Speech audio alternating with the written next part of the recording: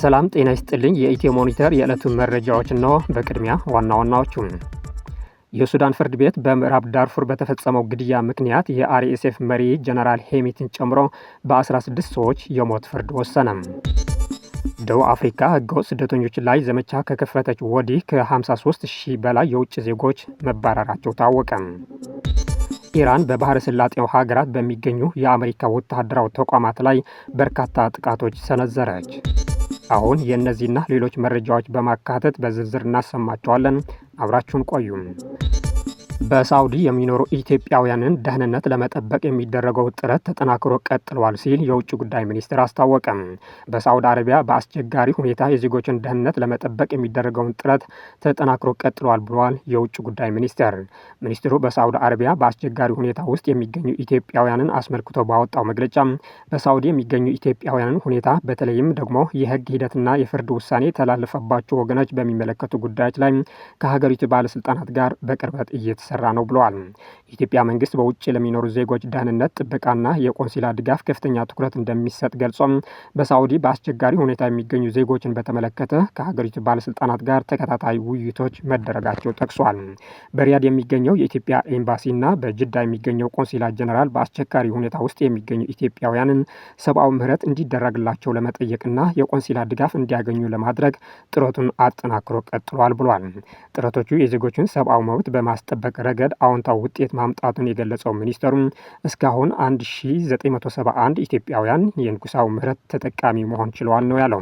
የኢትዮጵያ መንግስት እነዚህ ዜጎችን ወደ ሀገራቸው በተከታታይ በረራዎች እየመለሰ እንደሚገኝ በመጥቀስ ይህ ስኬት በቆንሲላና በሰብአዊ ጉዳይ ዘርፍ በሀገሪቱ መካከል ያለውን ትብብርና የረጅም ዘመን ግንኙነት እንደሚያንጸባርቅ አብራርቷል።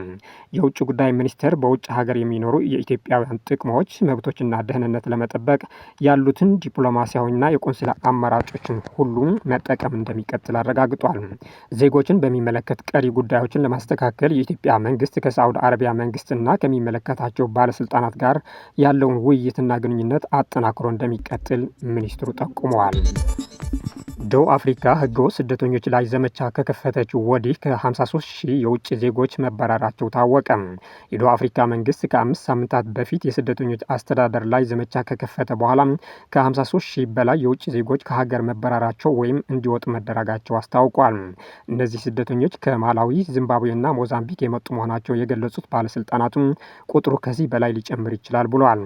በደቡብ አፍሪካ ለተከታታይ ሳምንታት ጸረ ስደተኛ ሰልፎች ከተካሄዱ እንዲሁም አለመረጋጋት ማስፈራራትና ዘረፋ ከተፈጸመ በኋላ በሀገሪቱ ያለ ህጋዊ መኖሪያ ወይም የስራ ፍቃድ የሚገኙ ስደተኞች ላይ ሰፊ የተባለ ዘመቻ እያካሄደች ትገኛለች።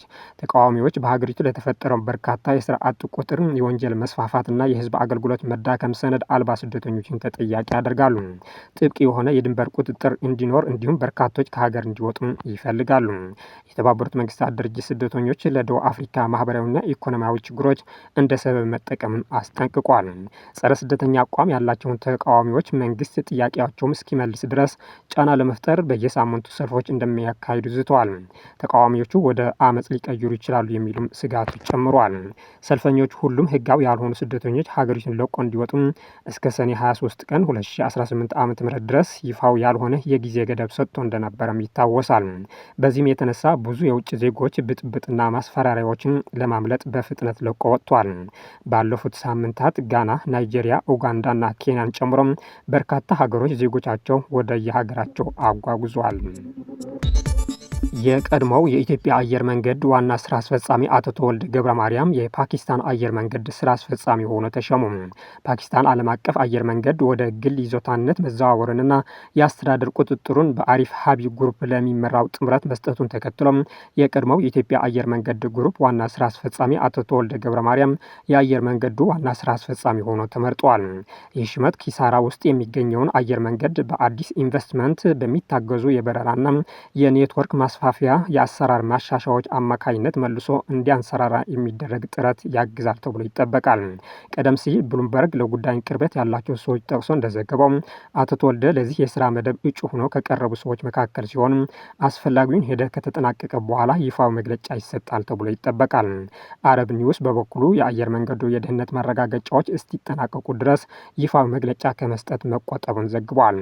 ስማቸው ያልተጠቀሱ ምንጮች የጠቀሰው አረብ ኒውስ አንድ ከፍተኛ የአየር መንገዱ ባለስልጣን አየር መንገዱን ሁሉም የደህንነት ማረጋገጫዎችን እስኪጠናቀቁ ድረስ ስማቸውን ይፋ እንደማያደርግ ማረጋገጣቸው አስታውቋል።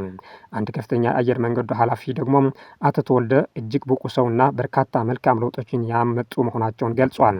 አቶ ተወልደ እንደ አውሮፓውያን አቆጣጠር ከ2011 ጀምሮ በጤና ምክንያት ጡረታ እስከወጡበት 2022 ድረስ የኢትዮጵያ አየር መንገድ ግሩፕ ዋና ስራ አስፈጻሚ ሆነው አገልግሏል። በኃላፊነት ዘመናቸው ትላልቅ የበረራ አውሮፕላኖችን ቁጥር በማስፋፋት የበረራ መስመሮችን በማሳደግና የአዲስ አበባን አህጉራዊ አቪዬሽን ማዕከል በማድረግ አየር መንገዱን የአፍሪካ ትልቁ አየር መንገድ ወደ መሆን እንዲሸጋገር ማድረጋቸው ይታወሳል። የሱዳን ፍርድ ቤት በምዕራብ ዳርፉር በተፈጸመው ግድያ ምክንያት የአርኤስኤፍ መሪ ጀነራል ሄሚትን ጨምሮ በ16 ሰዎች የሞት ፍርድ ወሰነ።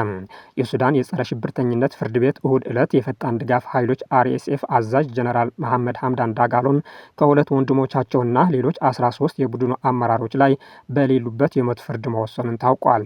ውሳኔው የተሰጠው በምዕራብ ዳርፉር ግዛት ዋና ከተማ በሆነችው ኤልጂኒና በተፈጸሙት የጦር ወንጀሎች፣ በሰብአዊነት ላይ በተፈጸመው ወንጀሎችና የዘር ማጥፋት ወንጀል ጥፋተኛ ሆኖ ከተገኙ በኋላ ነው። የምዕራብ ዳርፉር ገዢ ካሚስ አቡበከር ሰኔ 2023 በአርኤስኤፍ ተዋጊዎች ተይዘው ወደ አካባቢው አዛዥ አብዱራህማን ጁባ ባርክላህ ተወስደው ተገድለዋል። በኋላ ላይ ደግሞ አስከሬናቸው ሲቆረጥ የሚያሳይ ቪዲዮ ተቀርጾ ተሰራጭቷል። በፖርት ሱዳን ፍርድ ቤት የነበሩት ዳኛ በሄሚቲ በወንድሞቻቸው አብዱራህማን ሐምዳን ዳጋሎና በአልቆኒ ሐምዳን ዳጋሎ እንዲሁም በሌሎች 13 ታዋቂ ሰዎች ላይ የሞት ፍርድ እንደተሰጠ ተናግሯል። የሞት ፍርድ ከተወሰነባቸው ሰዎች መካከል የቀድሞ ምክትል ገዢ ኤልቲጃኒ አልታሂር ካርሹም ባርክላህ፣ የአሁኑ የአርኤስኤፍ ግዛት አዛዥ ኢድሪስ ሐሰን ሃሩን፣ በርካታ የአረብ ጎሳ መሪዎችና የአርኤስኤፍ ደጋፊ አክቲቪስት ይገኙበታል። 16ቱ ተከሳሾች በሱዳን የወንጀል ሕግ መሰረት በሰብአዊነት ላይ በተፈጸሙ ወንጀሎች፣ በዘር ማጥፋት፣ በግለሰቦች ላይ በተፈጸሙ የጦር ወንጀሎች፣ በህዝብ ንብረት ላይ በማውደምና የተከለከሉ የጦር ዘዴዎችን በመጠቀም ጥፋተኛ ሆኖ ተገኝቷል።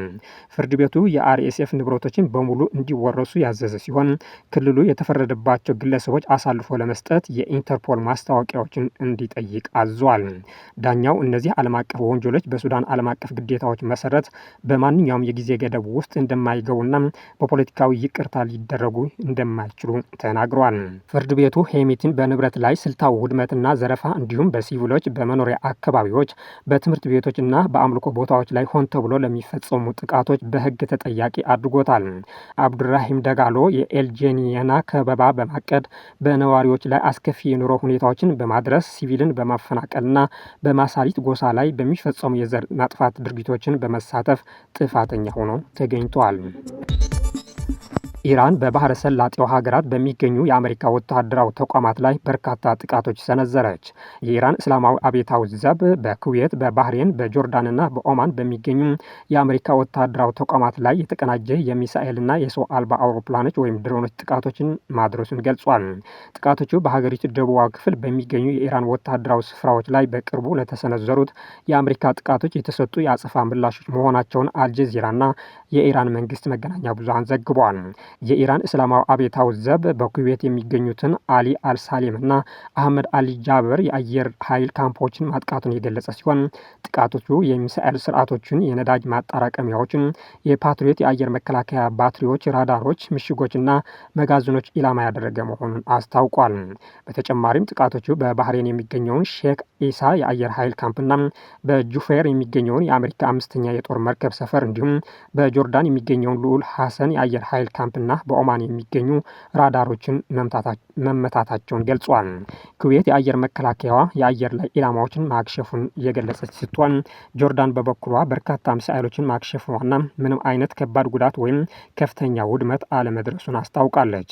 ኢራን ጥቃቶችን በባንደር አባስ፣ በቄሽም ደሴት፣ በሲርክ፣ በጃስክና በሌሎች የባህር ጠረፍ አካባቢዎች አቅራቢያ በሚገኙ ወታደራዊና የክትትል መሰረተ ልማቶች ላይ በቅርቡ አሜሪካ ለሰነዘረችው ጥቃት ምላሽ መሆናቸውን የገለጸች ስትሆን ቴህራን ጥቃቶቹ በሲቪል መሰረተ ልማቶች ላይም ጉዳት ጉዳት ማድረሳቸው ተናግረዋል።